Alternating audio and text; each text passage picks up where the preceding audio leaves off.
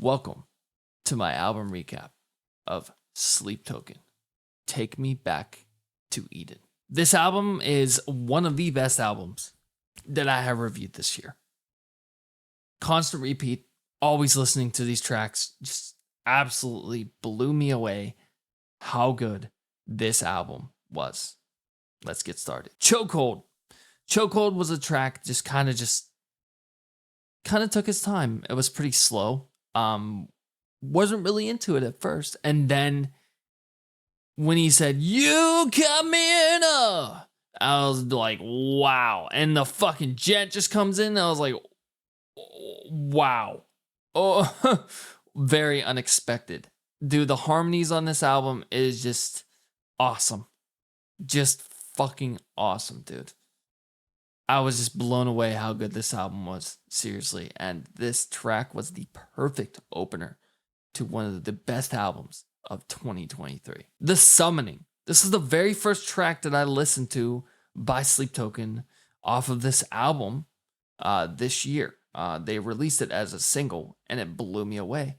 This is the first time I've ever heard Vessel scream. And then in the end, pulling a jazz, like, Get Busy riff, or Get Busy section, I was like, wow, this is insane, dude. Like, I knew as soon as I heard this track, I knew that they would take off. I knew it. I knew they were going to go viral. I knew it. I've been listening to this band for 2-3 years now, and I knew that they were going to go viral after that piece of art. The Summoning is just awesome, dude. Just starts out with that whisper. I got a blood trail. It's just like, wow. Just awesome. And then it goes into this section where he screams, dude. Not once, but twice. He screams. I fucking lost my shit when he screamed.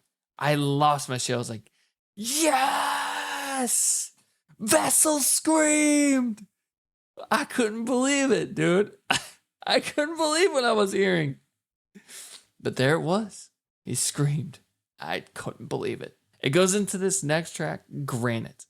This was also a slow track, but then it picked up in the end. The breakdown on this track was just awesome. Just an awesome fucking breakdown.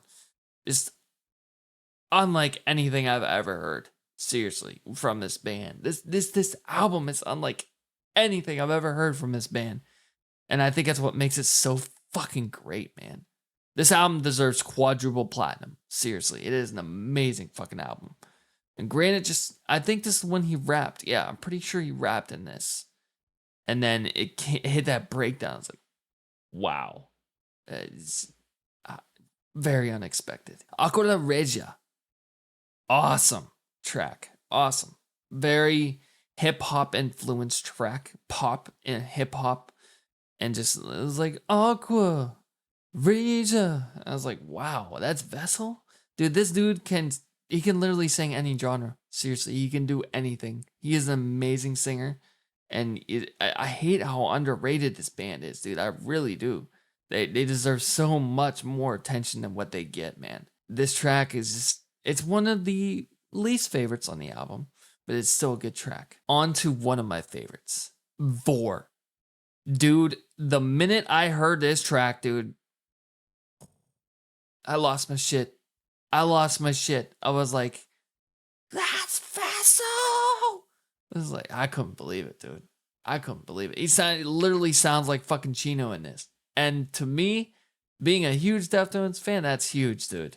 That's huge. If you can get my attention by throwing up the Chino vibes, dude, you got me as a fan for life. It's just amazing. This track is just all screams. It has singing in the chorus, but there's so much screaming in the verses and in the breakdown. It's just awesome. It's an awesome fucking track. Which leads me to my all-time favorite track on this album, Ascensionism. This track, dude, has everything. Literally everything that you can think of. It has harmonies, it has rap, it has gent, it has 2 breakdowns, it has Vessel just whispering in your ear. It's just awesome. It's an awesome, awesome fucking track. And you just gotta listen to it. I could explain it, but I choose not to. This is one track that you definitely need to go watch right now or listen to it. You know, I can watch it on my album reaction. But this track is just awesome, dude. It is seriously some of the best work, some of the best fucking work that this band has ever brought to the table. The breakdown is just phenomenal with the fucking harmonies. It's just phenomenal, dude. And I just couldn't believe that he could rap. That's insane. On to another one of my unsung favorites. Are You Really Okay? This track was awesome too. Just brought off that very, very fight star vibe with the verse. And it kind of sounded a little bit like country, but it wasn't really country. Do do do do do do do do do do do. I put you in my life. The one thing I need to do. It just blew me away, dude. Blew me away. And the chorus is just, I almost cried on this, dude. It's such an amazing track. It just hits you right in the soul. Especially when that chorus comes in. Are you really okay? I was like, wow, this is insane. The Apparition. This one really wasn't that big of a favorite for me. I didn't really care for this one. But it was still a good track. This track brought out the rap, the hip hop. They brought in synthwave in this track. That was really cool. Wasn't expecting to hear that. And just, they had that that trap beat in this song, and it just wowed me. It fucking wowed me, dude. Do You Wish That You Loved Me? Another just straight vocal track. Just kind of had that Ed Sheeran kind of vibe to it. Again, he did this with a track in the last album. What was the name of that track? Fall For Me. That one and this track kind of fall similar together. I feel that they're very similar to each other. I feel that this is definitely some of his best vocal work as well on this album. It's just awesome. It's just fucking awesome, dude. But yeah, Do You Wish That You Love Me is a very chill track. Brings off that Shape of You kind of vibe from Ed Sheeran. And I love Ed Sheeran's music, so that was a win-win for me. Rain. A lot of head voice in this track. A lot of EDM influence. I felt that there was a lot of Purity Ring influence in this track as well. With the bass. I think it's like a hard bass that's coming. Whatever it is. Just awesome. Just an awesome song. He used a lot of head voice. Just like the rain. And it's like fucking delayed. And it's like an echo. It's just so fucking nostalgic to me to listen to this. Especially being a huge Purity Ring fan. Very nostalgic for me to hear this. It's just awesome. Awesome track. Take Me Back to Eden. This track really fucking wowed me. I was surprised that this was not the last track on the album. Really. This track it could be the finale. It's that good. It's like in my Aviations album reaction I was like, this could be the last track. Coma could have been the last track. But they decided to choose Blink. But yeah, that's another story for another day. I'll be buying their album, by the way. But yeah, this track was just awesome. It was everywhere. And I watched Diana Leia cover this, and it was awesome as well.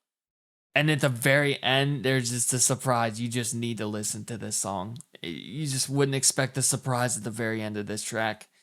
And it's just all over the place. I love it. The harmonies, there's like hip hop, the harmonies, and the surprise at the end. You just gotta listen. You gotta listen. I'm not gonna explain it. You have to listen to it. Euclid. As a huge Sleep Token fan, as much as I am, hearing this track for the first time almost brought tears to my eyes. Literally. I couldn't believe that they came full circle to The Night Does Not Belong to God from Sundowning. I couldn't believe it. I was like, wow. At the very end, it just hits you, dude. It just hits you. And you have to be a fan to understand this track. You really do. You have to be a fan. If you're not a fan, you will not understand this track. So I invite you to listen to Sundowning, to listen to This Place Will Become Your Tomb, because if you don't, you won't understand this band and what they stand for. About the notion of, not the notion, but the embodiment of sleep, which is the god that Vessel worships in his own eyes. Sleep is the entity that they kind of sing their songs for, or it's about him. Yeah. This track just took it an amazing turn in the end. And I was like, wow. I just couldn't believe they came full circle to a trilogy. That was just insane. I wasn't expecting that at all. Like, this is the track that fans need to listen to. This track and Take Me Back to Eden are some of the best on the album, dude. Some of the best. After careful thought and consideration, I still give this album an over 9,000 out of 10 rating. I still listen to it. It's an amazing fucking album, dude. It really is. This band's this album is for fans of Fightstar, Deftones, Loathe, Ed Sheeran, and Imogen Heap. Very, very just pop and just shoegaze and just new metal vibes all over the place on this album, dude. Genres for this album are pop, jazz, progressive, melodic, ambient, core. Album MVP Still Vessel, of course. And my favorite tracks on this album, personally, are Ascensionism, Vore, and Euclid. The implication of this album was a cry for help for the world to stop treating the earth like shit. In addition, it could be about delving into Vessel's own dark depression, asking for people to help him. Because I know in the concerts, in the live concerts, he said, "You helped me.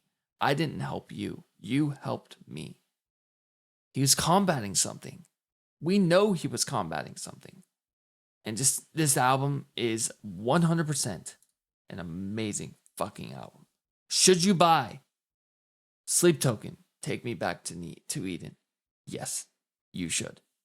Why? Because it's fucking gold. It says it right there. It's a gold vinyl. It's a no-brainer. You guys got to get this, man. It's amazing. Please go pick it up right now. Peace.